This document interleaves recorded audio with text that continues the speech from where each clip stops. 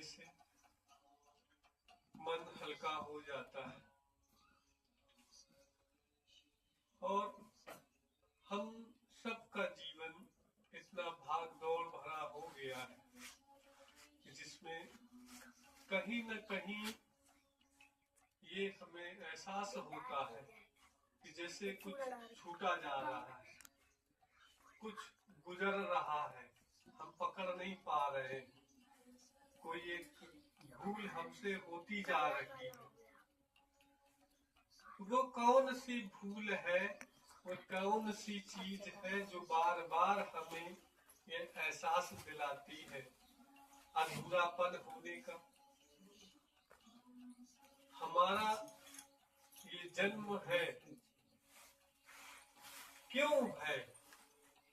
हम अपने आप से प्रश्न करें, बार बार प्रश्न करें, क्या हम इस संसार में आए तो 2 मंजिल का घर बना ले, सिर्फ इसीलिए आए थे क्या? या शादी हो जाए, 2 बच्चे हो जाए, या बहू आ जाए, इसलिए आए थे क्या? तो देखो, नर तन भव बारिद कहु मेरो, सन्मुख मरुत अनुग्रह मेरो। ये जो मनुष्य शरीर मिला है, ये इन सब के लिए नहीं, ये साधन है। नर तन भव बारिद कहु मेरो, ये साधन है भव सागर से पार होने का। ये नाव है पानी में पार होने का। जैसे पानी में पार कैसे हो सकते हो? नाव की मदद से पार हो जाते हो। वैसे ही भवसागर से पार होने का ये साधन है, ये नाव है।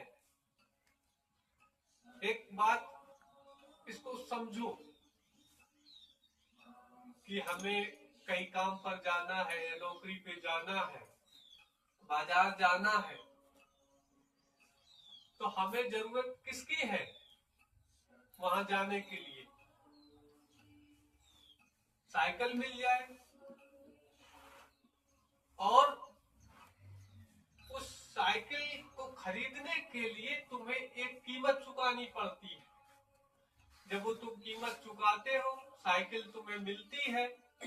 अब उस साइकिल का क्या काम है कि जब तुम्हें बाजार जाना हो, जब कहीं जाना हो, तो वह साधन तुम्हारी मदद करे, उसको चलाओ। कब? जब कहीं जाना हो। अब अगर कोई आदमी है, वो रोज सुबह उठे, साइकिल को पोंछे, उसमें तेल ग्रीसिंग करे और फिर खड़ा कर दे, उसको चलाए ना, उसको बाजार जब भी जाए वो पैदल ही जाए, तो साइकिल होने का क्या मतलब है? या हम इसको और थोड़ा सा समझे, मोटरसाइकिल का उदाहरण ले लो कि तुम रोज उसकी धुलाई करो, सफाई करो, सर्विसिंग कराओ, बीमा कराओ, पेट्रोल रोज भरो, चेक करो, और जब भी तुम्हें कहीं जाना हो तुम उसको ले ही मत जाओ। तुम रोज पैदल ही जाओ, तुम्हें ये लगे कि अगर वहां ले जाएंगे तो मोटरसाइकिल खराब हो जाएगी, पंचर हो जाएगी, पेट्रोल खर्चा होगा, और रोज यही सोच रहे हो और पेट्रोल का जुगाड़ हो जाएगा। जबकि तुम्हें ये पता है कि टंकी 3 लीटर की है या 15 लीटर की है, या पुखराया जाने के लिए तुम्हें 50 रुपए का पेट्रोल सिर्फ चाहिए। तो जब अभी 50 रुपया है तुम्हारी जेब में, तो अभी पुखराया तक जाके बाजार करके आओ, फिर जब कभी जरूरत पड़ेगी तब फिर मिलेगा। तो पूरा पेट्रोल इकट्ठा नहीं खर्च कर सकते।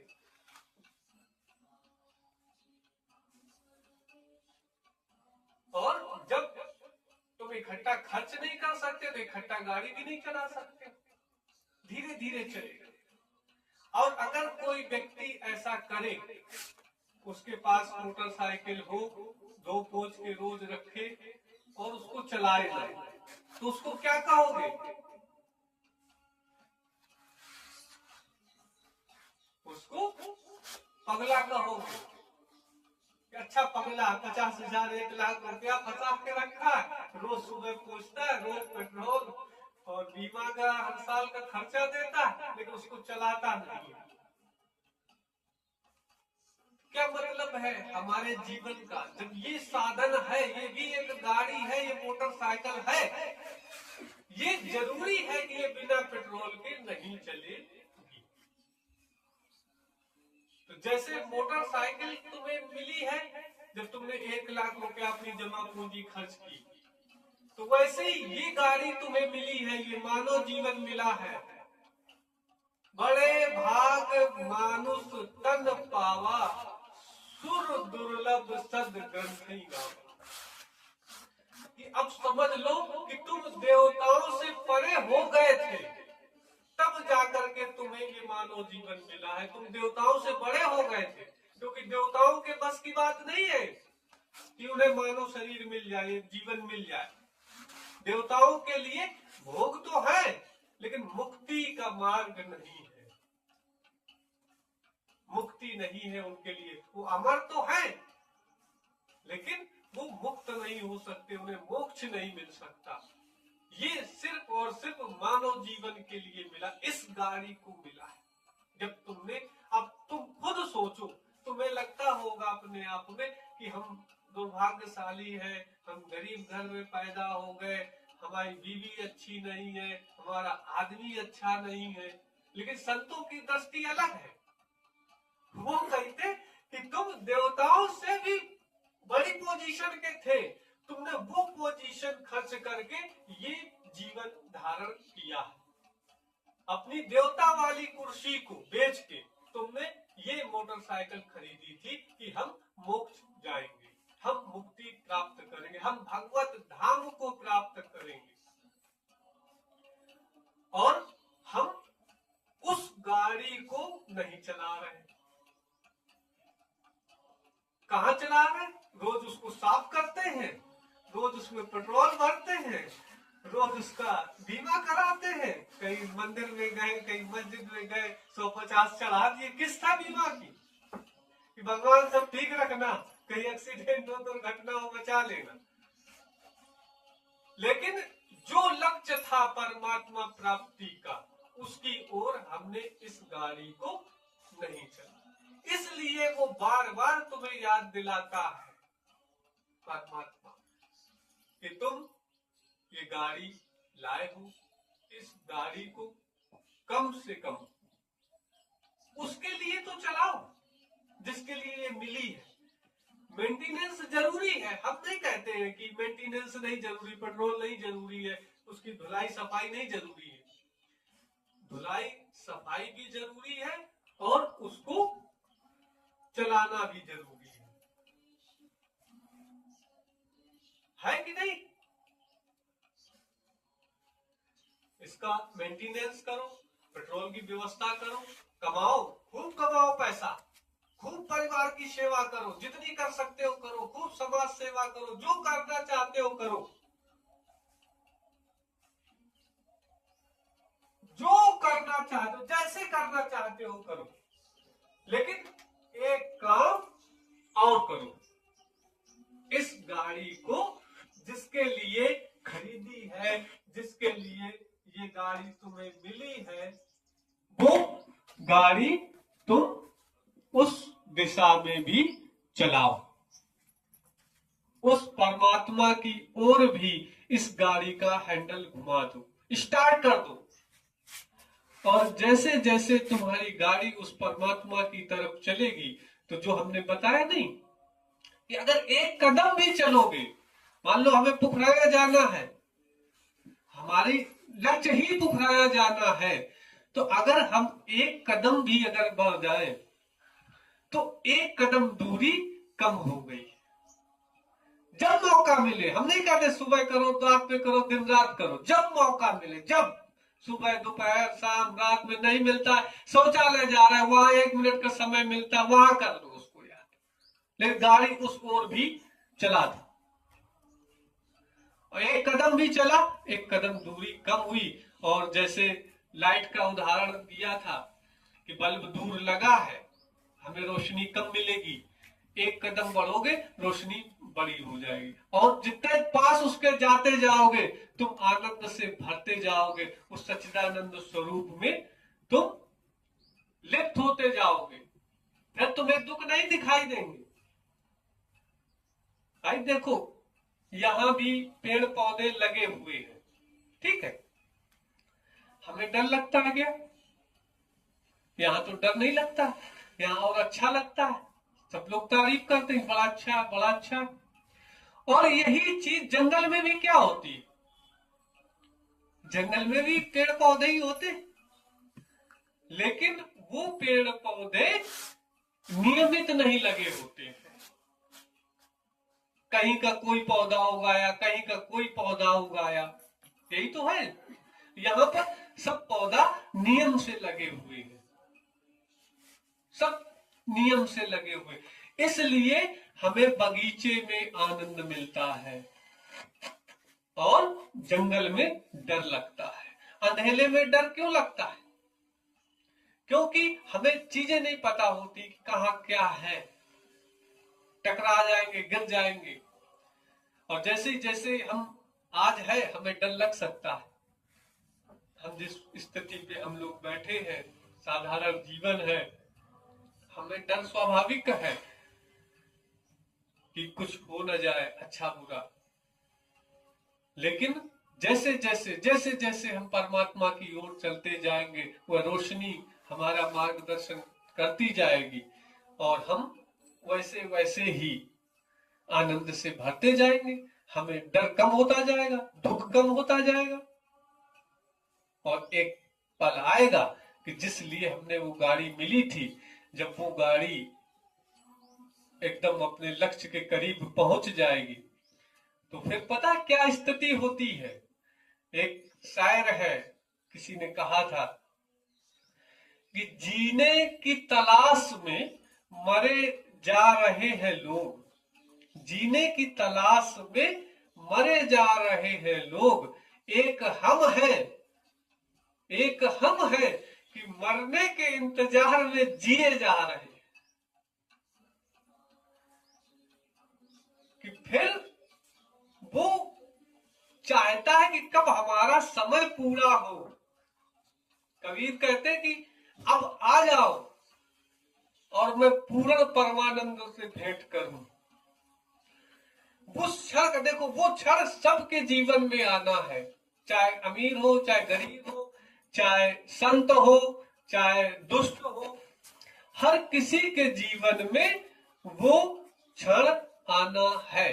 और पूरा जीवन, चाहे हमें 50 साल मिले हो, चाहे 20 साल मिले हो, चाहे 30 साल मिले हो, हम लोग तैयारी उसी दिन की कर रहे हैं, कर रहे कि नहीं कर रहे? हम लोग उसी दिन की तैयारी कर रहे हैं, उसी क्षण की तैयारी कर रहे हैं कि किस क्षण वो हमें मिले, और जिस क्षण वो उससे मुलाकात हो, उस क्षण हम आनंद से भरे हो, हम दुखी ना हो। तो ये तो तभी संभव है जब हमें मरने का भय ना हो, मरने से कुछ बड़ा मिले, जीने से कुछ बड़ा मिले, अभी तक जो चल रहा था उससे कुछ बड़ा मिल जाए। तो भगवान अर्जुन को भी ऐसे ही लगता है, तो वो बार बार भगवान से कहता है कि ये हो जाएगा, हम मर जाएंगे, हमारा कुल नष्ट हो जाएगा, धर्म नष्ट हो जाएगा। तो वो भगवान कहते हैं कि अर्जुन सुन, यह जो ज्ञान है इसकी एक क्वालिटी है कि इसका एक कदम भी चला व्यक्ति बेकार नहीं जाता है। सबसे बड़ी बात है इसकी, एक कदम भी चला है अगर वो व्यक्ति, तो कम से कम ये पक्का है कि उसको अगला जन्म मानव जीवन ही होगा। ये भगवान की गारंटी है। ये गीता में उन्होंने अपने मुंह से कहा है कि अगर भाई अर्जुन को यही लगा कि तुम तो आज आए, कह रहे हो ऐसे ऐसे कर दो, और पता चले हम न चल पाए, एक एक कदम चले तो क्या होगा। डर है उसको अभी। तो भगवान ने गारंटी दी कि अगर तू एक कदम भी चल लेगा तो कम से कम तुझे मानव जीवन मिल जाएगा। और तो और उन्होंने कहा अगर तू पहले कदम में ही मर गया, उन्होंने कहा हम आज ही में लड़ने जा रहे हैं और तुरंत किसी ने हमारे तीर मार दिया, मर गए तो बोले तेरे लिए स्वर्ग का द्वार अब भी निश्चित है, स्वर्ग का द्वार तेरे लिए खुला हुआ है। अगर तू बिल्कुल बिना लड़े मर जाता तो भी तू सीधा स्वर्ग जाएगा, और अगर एक कदम चल लिया तो मानव जीवन मिलेगा। और बोले और अगर हम बढ़ गए तो क्या होगा, बोले और अगर बढ़ गए तो जैसी तुम्हारी इच्छा होगी। जैसी इच्छा का मतलब कि आज अगर हमें लगता है हम भजन की तरफ जा रहे हैं तो कई बार हमारे मन में आता है कि यार आज खेत बो लेते या ये कर लेते, मतलब आज हमारे पास धन की कमी की वजह से हम ईश्वर का भजन नहीं कर पा रहे। हो सकता है हमारे मन में ये ख्याल आ जाए, तो भगवान कहता है कि अगले जन्म में मैं तुझे ऐसे घर में पैदा करूंगा कि जहां तुझे पैसों की कोई कमी ना पड़े। अगर तुम्हारे मन में ये आ जाए कि अब हम 60 साल के हो गए, 70 साल के हो गए, चलेंगे, पता नहीं पहुंच पाए ना पहुंच पाए, उम्र इतनी बीत गई, क्योंकि हमने सुन रखा है कि 10-10 हजार साल लोगों ने तपस्या की नहीं पहुंचे, तो हमें भी लग सकता है कि हम 60 साल के हो गए, 70 के हो गए, कैसे पहुंचेंगे, और अभी हमें एबीसीडी भी नहीं आती। तो उन्होंने कहा अगर तेरे मन में ये भाव आ जाएगा तो मैं तुझे योगियों के घर में पैदा करूंगा, तू उनकी संतान बनेगा कि तू जब गर्भ में ही आएगा तब भी तुझे वो ज्ञान मिलेगा, शुरू से तेरे पास गुरु रहेगा, पैदा होते तुझे ये बहाना भी खत्म कर दूंगा, और अगर तू चलता रहेगा तो ये इतना दूर भी नहीं है कि तू पा ना सके, जीते जी तू पा भी सकता है, बस तू मेरे कहे अनुसार चल। तो ये ज्ञान जो है हमें अपने जीवन के जो लक्ष्य है कि उस परमात्मा से हम मिल जाएं, और दूसरा जो संसार है वो संसार जरूरी है सिर्फ किस लिए, मेंटेनेंस के लिए। जैसे मोटरसाइकिल है तो वो पैसे से आएगी, हमें कुछ करना पड़ेगा। मोटरसाइकिल चलेगी कैसे, पेट्रोल से चलेगी, पेट्रोल की व्यवस्था करनी पड़ेगी, करो, उसकी सर्विस करानी पड़ेगी, उसको बीमा कराना पड़ेगा, उसको जो भी सफाई करानी, धुलाई जो भी लगे वो सब करनी पड़ेगी, करो, लेकिन उसी में फंस के ना रह जाओ, गाड़ी भी चलाओ। अगर गाड़ी थोड़ी गंदी भी है और चल जाए तो काम हो गया। अगर तुम धुली गाड़ी से सब्जी लेने जाते हो तो ऐसा नहीं कि दुकानदार तुम्हें 10 का 5 में दे देगा, वो 10 का 10 में ही देगा, और गंदी गाड़ी से भी जाओगे 10 में 10 का ही देगा। लेकिन अगर तुम समय से नहीं पहुंचे धुलने के चक्कर में तो फिर वो समय बीत जाएगा। धुलो, धन कमाओ, लेकिन इस गाड़ी को भी चलाओ, और वह चलाने की जो विधि है, ड्राइविंग है, उसका नाम है ज्ञान,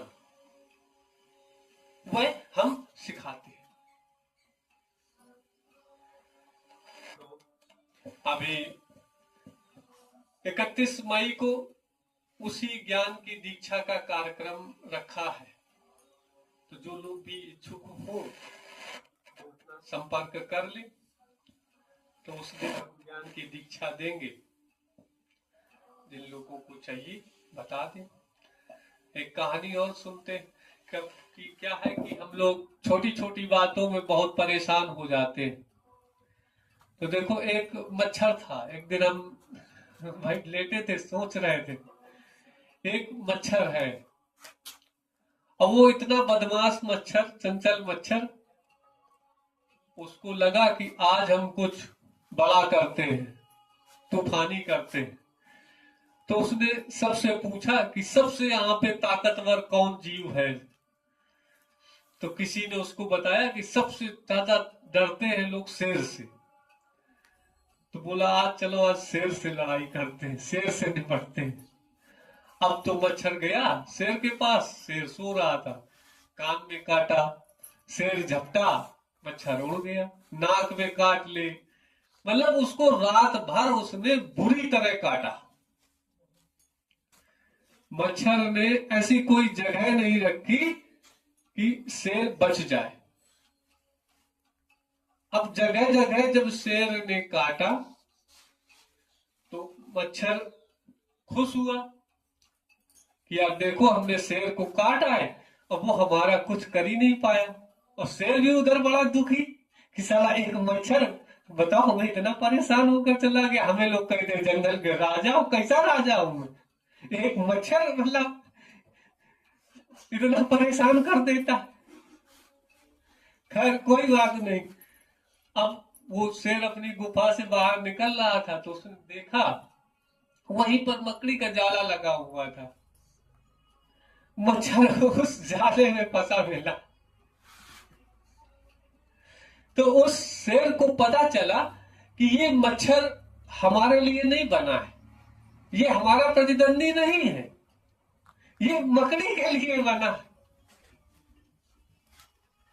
तो अगर हमें कोई बात परेशान करती है, कोई व्यक्ति परेशान करता है, तो मैं यही कहूंगा कि तुम अपनी साधना में रहो, अपने रास्ते में रहो। मच्छर है भिनभिनाएगा, काटेगा तुम्हें, हो सकता है तुम्हें बेचैनी हो, और ये भी पक्का है कि तुम उसका कुछ कर भी नहीं पाओगे, क्योंकि उसके लिए मकड़ी बनी है। वो काम मकड़ी का है साफ करने का उसको।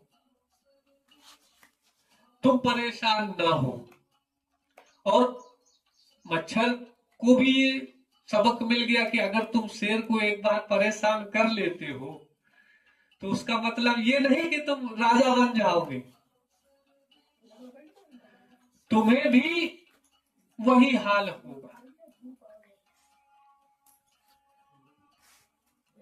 तो ये हमें मानव जीवन मिला है आनंद में भरने के लिए, दुखी होने के लिए नहीं मिला है। लेकिन हम दुखी हो जाते हैं। दुखी होने का मतलब ही है कि हम अभी इस शरीर का, इस नाव का उपयोग नहीं कर रहे। जैसे इस नाव का उपयोग करना शुरू कर दोगे तो दुख अपने आप दूर हो जाएगा, अपने आप दुख दूर। वैसे ही जैसे कितना भी अंधेरा हो, कितना भी अंधेरा हो, गुप्त अंधेरा हो, और आग या माचिस या कोई भी रोशनी कितनी भी छोटी क्यों ना हो, चाहे जितनी छोटी हो, वो जैसी चिंगारी उठेगी वो पूरा अंधेरा चीर देती है, पूरे अंधेरे को चीर देती, कहीं भी हो दिखाई दे जाएगी, वो देखो है रोशनी। तो वैसे तुम एक कदम, एक क्षण, एक बार उस तत्व का अनुभव कर लोगे तो उसी अनुभव के सहारे तुम अपना सारा जीवन आनंद में गुजार दोगे। जैसे कि हम सब के जीवन में बहुत सारे दुख आए होंगे और कुछ क्षण ऐसे भी होंगे जब हम बहुत ज्यादा आनंद से भरे होंगे। तो आज भी जब वो आनंद के क्षण हम याद कर लेते हैं तो हम आनंद से भर जाते हैं, और जब दुख आता है तो हम उन्हीं आनंद के क्षणों को याद करके अपने मन को बहला लेते, उनके सहारे हम एक बार फिर से जी जाते। ऐसा थोड़ी ना कि हम लोगों के मन में ख्याल नहीं आया होगा। देखो अगर कोई ये कहे कि हमारे जीवन में, जो हमने पिछली बार बताए थे कि 3 तरह के ख्याल सबके जीवन में आते हैं जो साधारण मनुष्य है। पहला ख्याल आता है कि हम सामने वाले का कुछ कर दें। दूसरा ख्याल आता है कि हम अपना कुछ कर लें, अपने आप को कुछ कर लें। तीसरा ख्याल आता है कि साला तुम्हें भी न रहेंगे ना खुद को रखेंगे, लगेगा सब एकदम से खत्म कर दो। तो ये तीनों ख्याल अज्ञानता के हैं, ये सलूशन नहीं है, तीनों अज्ञानी व्यक्ति के हैं। और जब ज्ञान की चिंगारी लगेगी, वो ज्ञान तुम्हारे जीवन में झांकेगा, तो चौथा ख्याल पैदा होता है आनंद का। वो कहता है कि ना मैं तुम्हें सताऊंगा और ना खुद को सताऊंगा, ना तुम्हें हारने दूंगा ना खुद हारूंगा। तुम भी जीतोगे मैं भी जीतूंगा, तुम भी मौज में रहोगे मैं भी मौज में रहूंगा, हम दोनों मौज में रहेंगे, हम सब मौज में रहेंगे। ये ख्याल जब आता है तब हम ब्रह्मचर्य का पालन करते हैं, ईश्वरत्व का पालन करते हैं।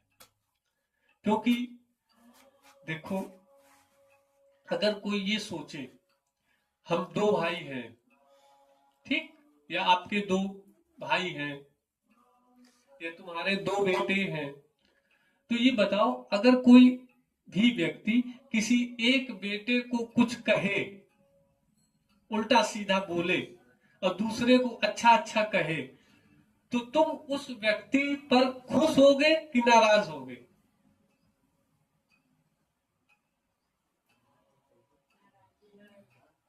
बताओ। तुम्हारे दो बच्चे हैं और एक को कोई भी व्यक्ति हो, कितना भी तुम्हारा प्रिय हो, कोई हो, वो एक को बुरा कहे कि इसको मैं काट डालूंगा, इसको मारूंगा, इसको ये करूंगा, और दूसरे को कहे इसको मैं सोने का सिंहासन दूंगा, जलेबी खिलाऊंगा, तो तुम्हारे मन में क्या विचार आएगा? यही विचार आएगा ये आदमी बहुत बदमाश है, हमारे बच्चों में फूट डालना। तुम गुण दोष नहीं देखोगे अपने बच्चों के। वैसे ही वो परम पिता परमात्मा है, वो ईश्वर है, हम सब अगर उसकी संतान हैं, है ना? अगर हम कहेंगे कि लल्ला सिंह को खूब माल दो, राजन जी का चिना लो, तो वो नाराज हो जाएगा, वो गुस्सा हो जाएगा, वो जान जाएगा कि ये तो पाखंडी है, ढोंगी है, इसको मारो, भगाओ इसको। अपने बच्चों से भी कह दे इनसे दूर रहना, ये घर बिगाड़ रहा। और हम लोग अनजाने में अक्सर यही करते रहते, अपने जीवन में यही करते रहते। उसी के बच्चों को एक को अच्छा कहते, एक को बुरा कहते, एक को अच्छा कहते, एक को बुरा।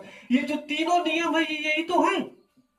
उसमें सामने वाला कहता है लल्ला सिंह खराब है, हम अच्छे हैं, तभी तो हम लल्ला सिंह कहते हैं इसको मार दें, इसको हटाओ। दूसरे में हम कहते लल्ला सिंह अच्छे हैं, हम खराब हैं, अपने आप को खत्म कर दो।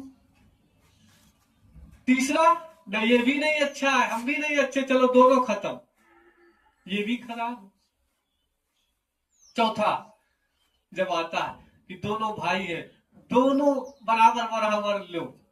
जैसे ये तुम्हारे बच्चों के सामने कोई कह देगा कि तुम्हारे ये दो बेटे हैं, ये लो, एक एक लड्डू दोनों बांट लो, तो खुश हो जाओ। और हर माँ बाप यही करता, यही चाहता, उसके सब बच्चे बराबर रहे। द्रौपदी के 5 विवाह तो इसी चक्कर में हो गए कि माता उनकी चाहती थी कि उनके 5 बच्चों को बराबर बराबर मिले, क्योंकि सबकी क्षमताएं अलग अलग थी। अब अर्जुन था, एक बेचारा नकुल था, तो सबको पता था कि अर्जुन ज्यादा कमा लेगा, नकुल कम कर लेगा। तो जब भी भीख मांग के लाते थे तो उनकी माता कह देती कि सब भाई आपस में बराबर बांट लो।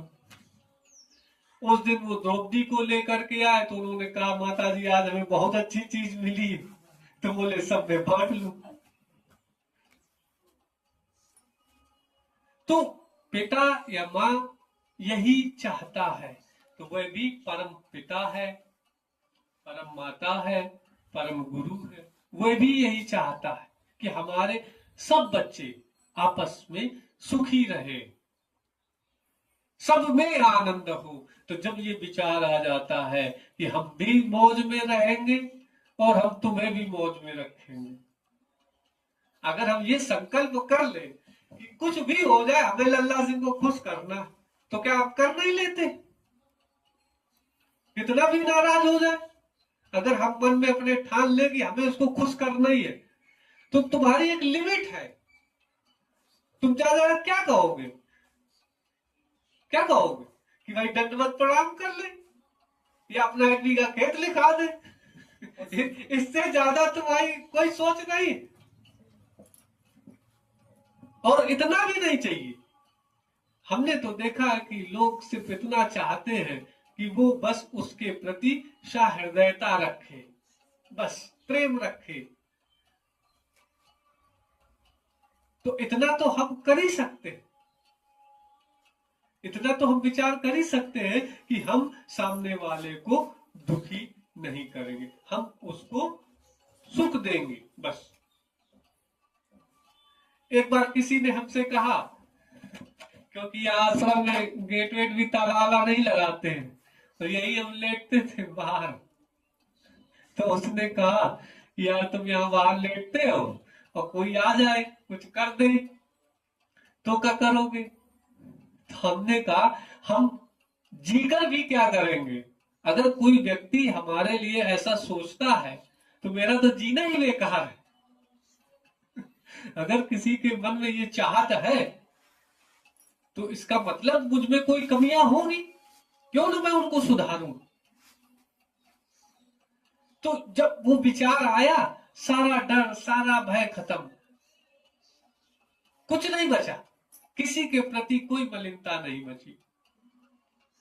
और ये सच भी है, अगर कोई हमारे लिए इतना बुरा या इतना वैसा सोचता है तो हम जीकर भी क्या करोगे तुम इस संसार में? कबीराते नर संसार में उपज भय बेकाम। तो बेकाम उपज का क्या मतलब है? गेहूं का मामा वर्ग उपजने का मतलब भी क्या? देखने में खूब लगेगा कि मामा खड़ा खेत पूरा अड़ा है, उसका कोई मतलब है क्या? कोई मतलब नहीं। तो हमें फसल बनना है, उपज बनना है, और उपज बनने के लिए ही हम मानव जीवन में आए। यही हमारे जीवन का लक्ष्य है। आइए चलते हैं शांति की ओर, अपनी ओर, अंदर की ओर। आराम से सब लोग बैठ जाओ, आगे आ जाओ। और देखो, बहुत छोटी छोटी बातें होती हैं ज्योतिर्मय जी बोलते हैं रोज कि हमारे जीवन में सकारात्मक बदलाव आए। तो हमें ये वो कहते हैं, क्या हम उस चीज को हमने सुना? रोज वो कह रहे हैं एक ही बात, हमारे जीवन में सकारात्मक बदलाव। उन्होंने कभी नहीं कहा कि तुम्हारे जीवन में रसगुल्लों की बौछार हो जाए। उन्होंने कभी नहीं कहा कि तुम्हारी भैंस ज्यादा दूध देने लगे। उन्होंने कभी नहीं कहा कि तुम्हारे बच्चों की नौकरी लग जाए, ये तुम्हारी उम्र लंबी हो जाए, तुम्हारे रोग दूर हो जाए। उन्होंने कहा तुम्हारे जीवन में सकारात्मक बदलाव आए। और छोटे नियम होते हैं, क्या कहते हो? अपने मोबाइल फोन बंद कर दे। क्या मतलब है उसका, उस इंस्ट्रक्शन का, उस सूचना का? रोज बोली जाती है। उसका सिर्फ यही मतलब है कि ईश्वर या कोई भी चीज, जैसे नहीं कहा कि भगवान में तुम जैसी छवि देखोगे वैसे वो हो जाएगा। अगर तुम उनको सीरियस नहीं लोगे तो वो भी तुम्हें सीरियस नहीं लेगा। अगर तुम उस चीज को हल्के में लोगे तो वो भी तुम्हें हल्के में लेगा। और कोई उसका मतलब नहीं, अगर हमने इंस्ट्रक्शंस नहीं फॉलो किए, कोई बात है, डॉक्टर ने कहा दवा खानी है, ये दवा खानी है, पैरासीटामोल खानी है। अब तुम सोचो कि ये पैरासीटामोल न खाएंगे, डॉक्टर को तो दिखा है, तो डॉक्टर के दिखाने से कुछ नहीं होगा। डॉक्टर खूब रोज देखता रहे तुम्हें, उसके देखने से तुम्हारी सेहत पे कोई फर्क नहीं पड़ेगा। फर्क पड़ेगा जब डॉक्टर के जो बताए नियम है, बताए उपचार है, उनको करोगे, कोई मतलब नहीं बनता। तो हम ध्यान दें कि हमें अपने जीवन में सकारात्मक बदलाव लाना है। सकारात्मक बदलाव का मतलब है कि तुम खुद देख रहे हो कि 10 साल से, 20 साल से, 30 साल से अगर तुम घिसट रहे हो, या तुम रोज खीर बनाते थे, रोज नमक डालोगे, रोज नमक डालोगे, चाहे जितने प्यार से बनाओ, चाहे जितने मन से बनाओ, और चाहे जिस देवी देवता को पूछ के बनाओ, वो खीर नमकीन भी बनेगी। और हम कह रहे चाहे सब देवताओं को गाली देके बनाओ और तुम चीनी ढाल, वो खीर मीठी बनेगी। तुम्हें किसी के पैर के देवी देवता की पूजा करने की जरूरत नहीं, उस प्रकृति के नियमों को पालन करने की जरूरत है। तो हम जो सकारात्मक बदलाव है उसके लिए तैयार हो। सकारात्मक बदलाव का मतलब यही है कि जो अब तक हम कर रहे थे वो बदल के कुछ अच्छा हो, यही तो है बदलाव का मतलब। क्या अगर हम चाहते हैं कि कुछ बदलाव हो तो बदले, तो जब इनपुट बदलेंगे तभी तो आउटपुट बदलेगा। अगर तुम खीर में नमक डालते रहोगे तो नमकीन ही निकलती रहेगी, चाहे सारी जिंदगी डालते रहो, कोई फर्क नहीं पड़ेगा।